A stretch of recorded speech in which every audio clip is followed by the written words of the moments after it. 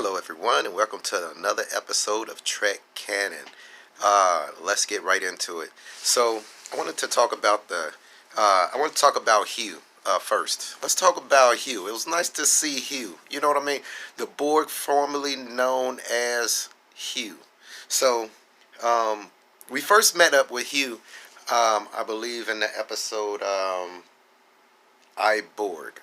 And Captain Picard was going to use Hugh to send him back to the collective, and with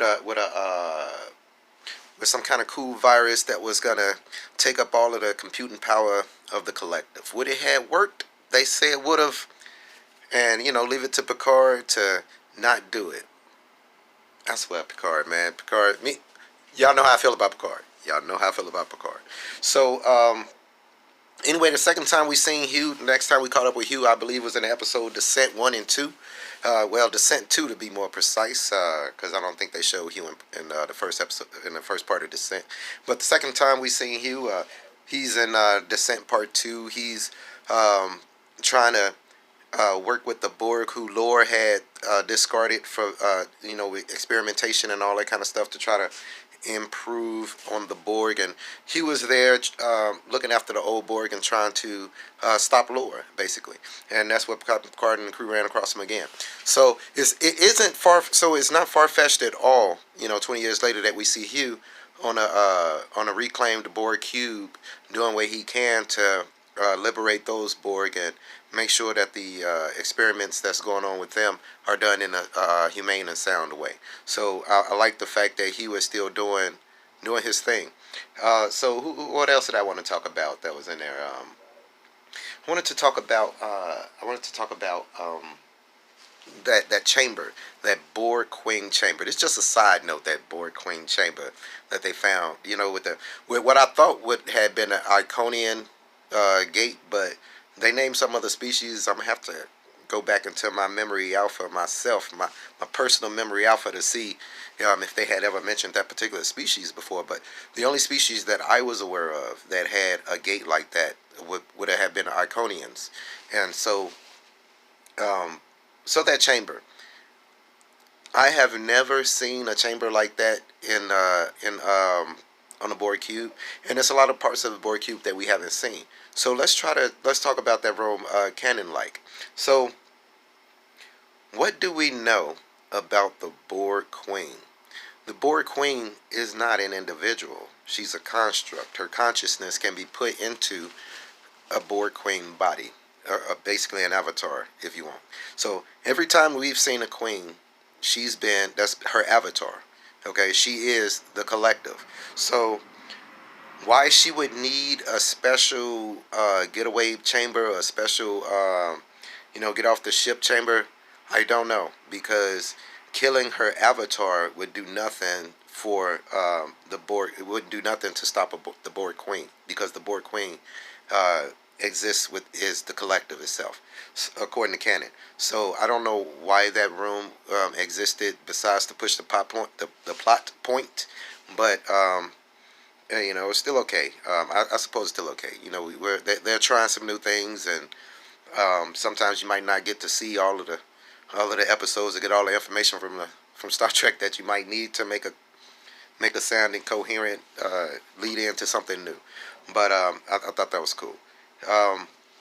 The next thing I wanted to talk about was Daj. I'm glad that they're finally moving that particular story along, because it was starting to get a little, when is he going to come across her? When is they going to find out? Where are they going with this? It's been about 4 episodes in, and now we're finally hinting to, okay, what's going on with her.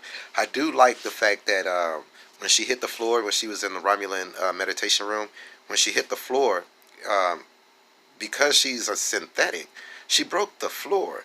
But the look on her face of surprise, like, wow, did I just do that? Let me try that again. Let me try that again. And for her to go straight through there, to go straight through the floor was, it's pretty awesome. Realizing that you're a synth. But another thing I don't understand, just based on the canon of this particular series, is why didn't Daj recognize Picard? Because her sister recognized Picard. So if her sister recognized Picard, what was the difference between those two? Wait, I guess one was sent to Picard specifically, and the other one was sent to the Borg cube specifically. But so let's talk about some speculations. Based on prior the way canon flows. Let's talk about some speculations that I might have.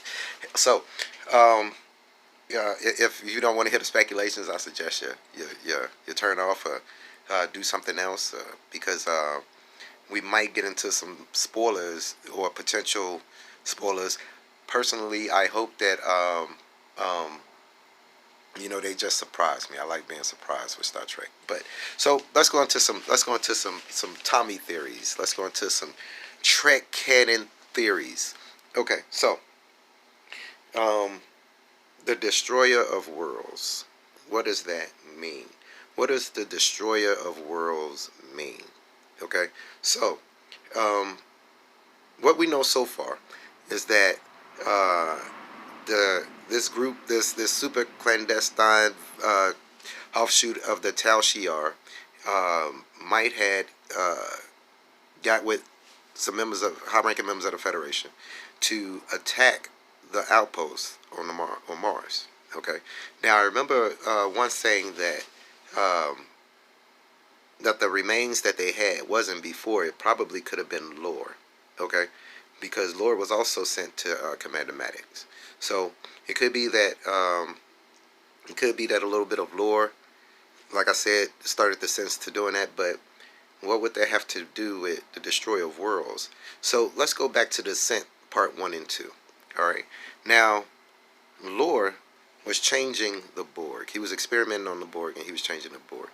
Now, to make them more proficient. Okay. So let's look at the sense in Star Trek canon. Let's look at the sense. So,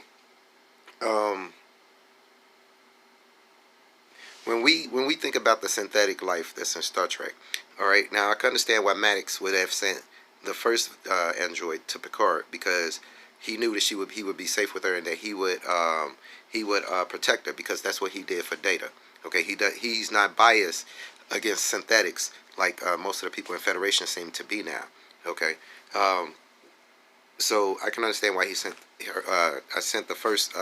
Sent the sister to Picard. Now, so let's get into that. So if you remember in the movie First Contact, the Queen and the Borg had captured Data. Now, if you're just watching that movie and you don't really know what's going on, you could say, well, they captured Data because they wanted to break the encryption Data had put in the computer, in Empire's computer, to keep them locked out. I don't think that was the case. Eventually, just like Data said, eventually the Borg, it's unlikely, but eventually the Borg would have been able to bypass that that code that Data put in. All right, and when you look at what they were trying to do with Data, they were trying to make him real. They were giving him hair, skin. They changed his face and everything. So I'm wondering if Commander Maddox somehow learned about these techniques from the Borg to make the synthetics that he has. Okay, because based on First Contact, the Borg are capable of turning a synth into a more human synthetic. Okay, you could feel he could feel the wind blowing breath on his hairs of his skin. So I wonder if Commander Maddox used some of Borg technology to do that.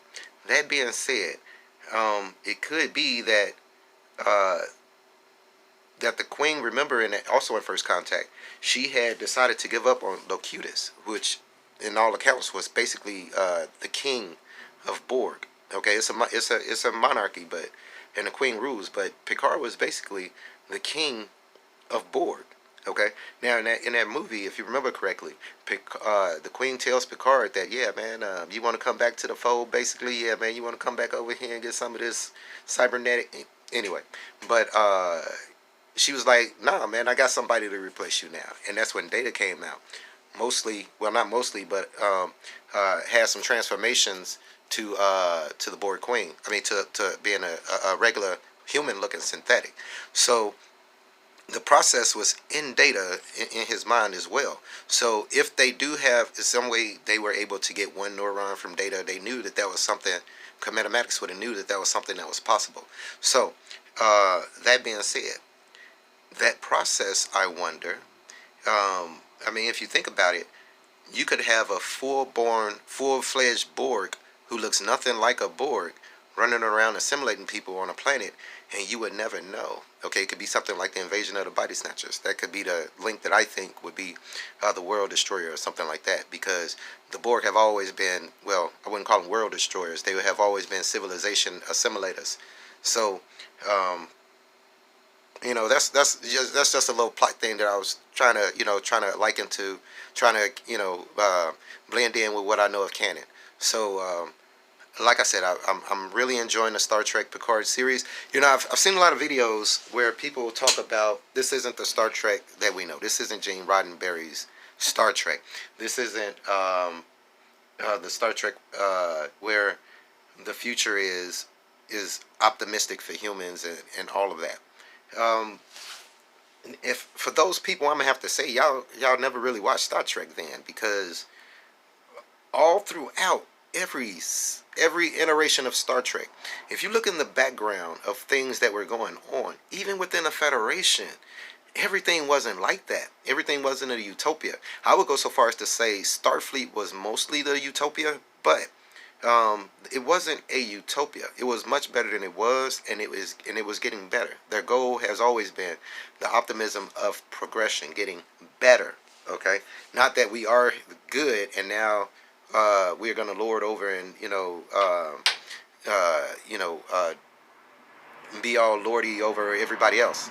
No, Starfleet, the Federation, Star Trek in the background has always been a progression of self, an exploration of self, an exploration of civilization, exploration of space, and a look, holding a mirror to civilization or to our cultures or to the idiosyncrasies of ourselves through the lens of science fiction. Okay, so if you think about it, in the original series, you had that guy that had decided to kill most of the colonists, because of famine. All right, the one that Kirk was after in the theater. I forget the name of that episode, but stuff like that was going on. Mutinies, although rare, had happened. So to say that Star Trek has always been a utopia, no. They have been moving towards a utopia ever since First Contact. They were moving towards a utopia. That's why it took so long for the Vulcans to give them warp technology. We wasn't ready. Even as far as we had got, we were still moving towards a utopia. Hell, in the Next Generation, you got the Orion Syndicate. Okay. What do you think the Orion Syndicate be doing? In Deep Space Nine, you got the Marquis, you got the Border Wars. What do you think was going on in all of that? In Voyager, it's all these background things that's going on that although not paramount, they are still part of the Star Trek universe. So when a show focuses on some of those aspects, you can't say, oh, this isn't Star Trek. Star Trek has been a universe for over 50 years. It's a lot of aspects to Star Trek. And as a true Trekkie, you should be able to incorporate those. Except for Discovery. Can't discuss. No. I tried. No. I really, no. But that's what we should do. And so, like the show, we should always strive to better ourselves. It's a progress. It's a progression. It's a road. It's not like, hey, we're here and everything's great. Now let's go over here to SETI Alpha 5 and, throw our prime directive in people's face. No. So, that's all I wanted to say. The video was going a little long. I know I ramble, but I really like the Star Trek Picard and where they're going with it. I'm glad that it's picking up a bit, and I'm looking forward to see where else they go with it. You guys be cool.